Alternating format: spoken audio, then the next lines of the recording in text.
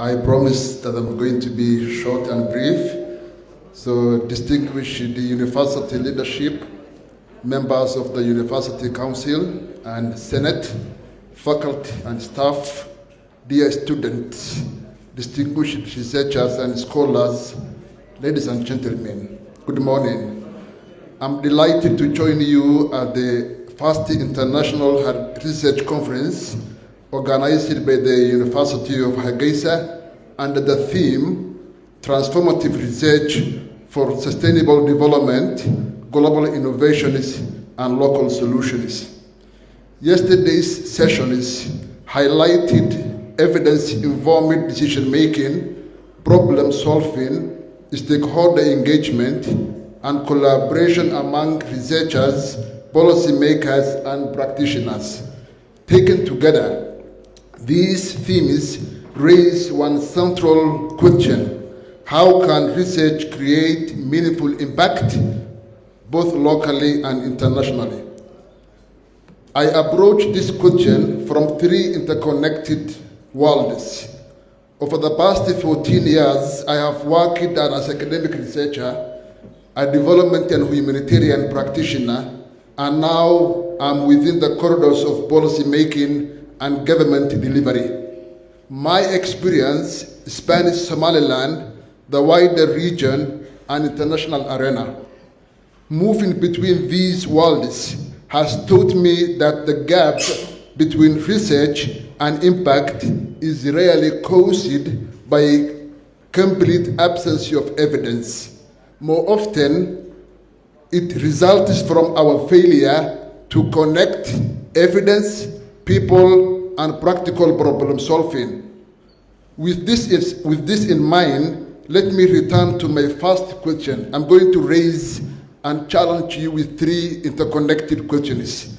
The first question I want to raise with the conference participants, practitioners, researchers, and scholars in attendance is: are academics and practitioners trying to solve the same problems?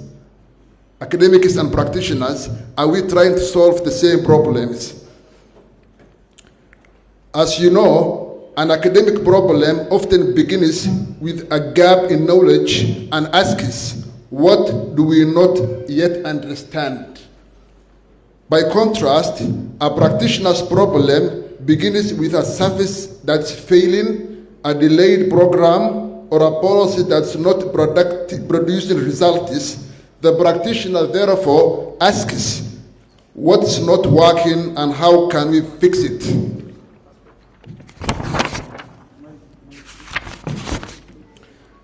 Academic success is measured by rigor, originality, and contributions to knowledge.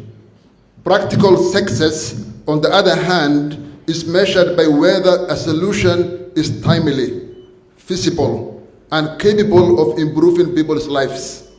Clearly, both perspectives are necessary, but they do not automatically complement each other. This brings me to my second question. What happens when rigorous evidence arrives after the decision has already been made? Researchers may take years, 3 years, 2 years, 4 years. Researchers may take years to produce firm conclusions. Policymakers and practitioners, however, may need to act within weeks or even days, while facing limited information, restricted budget, and policy pressure. Consequently, the difference between policymakers and academics creates a tension. Academics may see practitioners as oversimplifying complex problems. I have heard many times that practitioners accuse or blame that academics are overcomplicating issues, while practitioners basically academics say practitioners oversimplify complex issues, and academics say practitioners overcomplicate complex issues.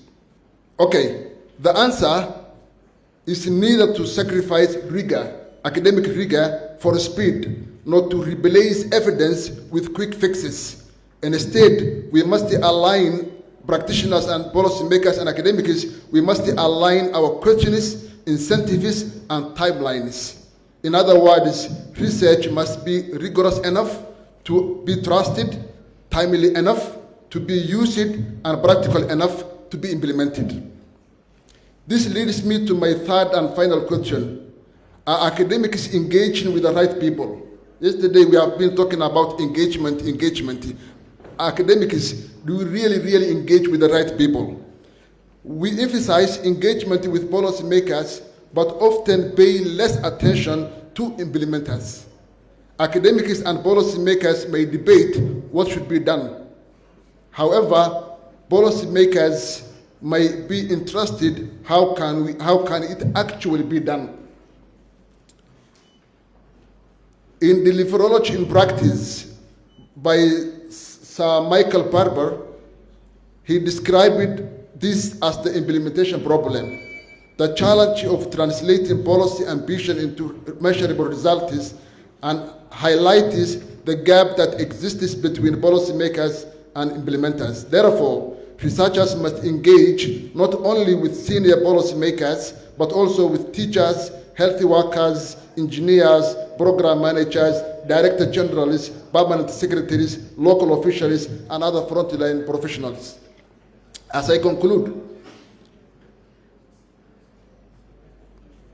the people I listed above, the frontline professionals, these are the people who understand where implementation succeeds and where it breaks down. However, meaningful engagement requires time, and this is a challenge to the academics. Meaningful engagement requires time to build trust, define the problem, co-design solutions, and learn from the implementation. For this reason, engagement must not be reduced to a final year workshop. Rather, it should be extended through the research process from defining the problem to developing practical solutions.